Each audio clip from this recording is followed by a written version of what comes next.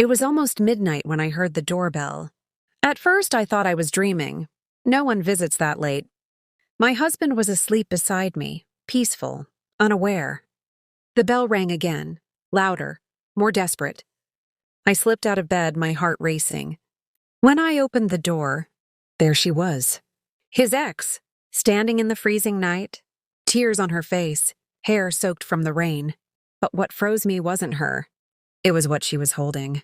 A baby, wrapped in a thin blanket, crying softly against her chest. She looked straight into my eyes and whispered, "He deserves to know the truth."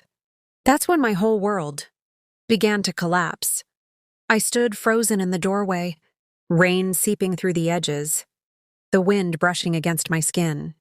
Her eyes met mine, eyes I'd only seen once years ago. In an old photograph Ethan kept hidden in the back of a drawer. Now she was here, alive, trembling, and holding a child. For a moment I couldn't breathe. The baby whimpered softly, its tiny fist gripping the edge of her wet coat.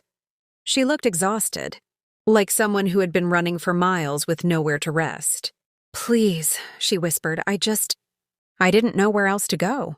I stepped aside before I even understood why. The warmth of the living room hit her as she stepped in, drops of rain falling onto the floorboards. The fire still glowed faintly from earlier that evening, painting her face in golden shadow. I asked, almost in a whisper, "What happened?" But before she could answer, a voice came from the stairs, low, sleepy, confused. "Who's there?" "Ethan." He appeared halfway down the steps, hair tousled, eyes narrowing as the light caught her face. His expression froze. His lips parted, and every trace of color drained from his skin. "Clara?" he breathed. That name? It cut through me like a blade. I had heard it once, long ago, when he'd told me about the woman who broke his heart. He said she'd left without a word. He said he'd never looked back. But standing there, watching his past return in the middle of the night, I realized he'd never truly let her go. Ethan rushed the last few steps, disbelief in his voice. "What are you doing here?" Clara didn't answer. She just held the baby closer, as if shielding her from the storm outside. Or maybe from him. When she finally spoke, her voice cracked. "I had no one else to turn to. And you need to meet her." Ethan blinked. "Meet who?" She lowered her gaze to the bundle in her arms. "The baby." I felt the air thicken. Every sound in the room disappeared. The rain, the fire, even my own heartbeat. Ethan stepped forward, his voice shaking. "What do you mean?" Clara looked at him, eyes glistening. "She's yours, Ethan." My mind went blank. For a second, I thought I'd misheard her. But Ethan didn't deny it. Not right away. He just stared, like the world had tilted beneath his feet.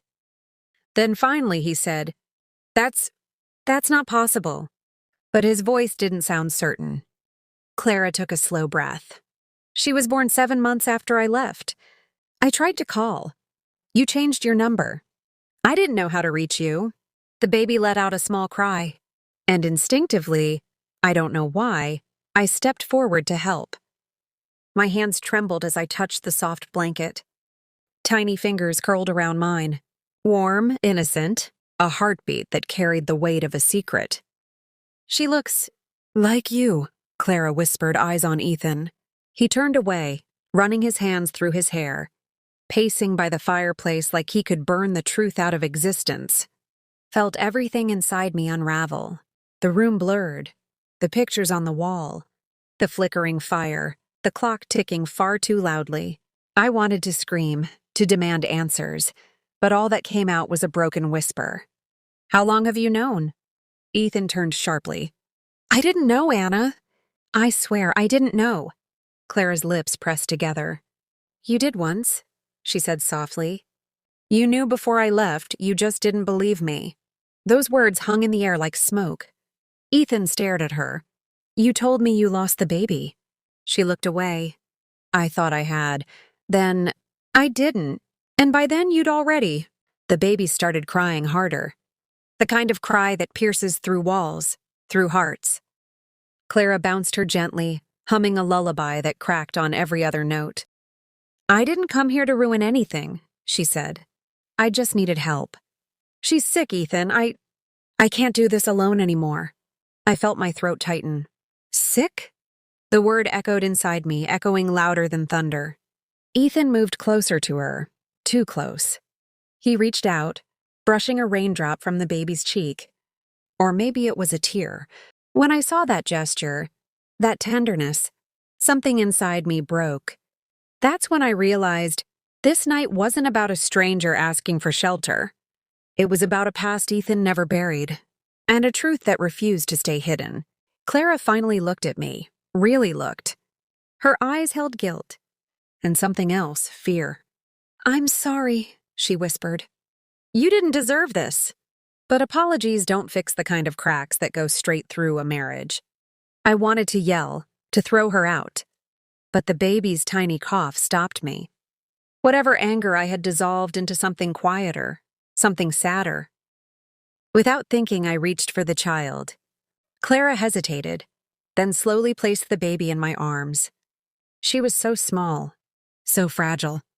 Her skin warm against mine, her breathing uneven but steady. And in that moment, I realized this wasn't her fault. She didn't ask to be born into chaos or secrets or betrayal, but she was here, and somehow her existence would change everything. Ethan stood motionless by the fire. He looked at us, his past, his present, and the fragile future he never expected. Finally, he spoke, his voice barely above a whisper. Clara, we need to get her to a hospital. Whatever it takes, I'll help. I should have been relieved. Thanks for watching. More life, real stories, like and subscribe this channel.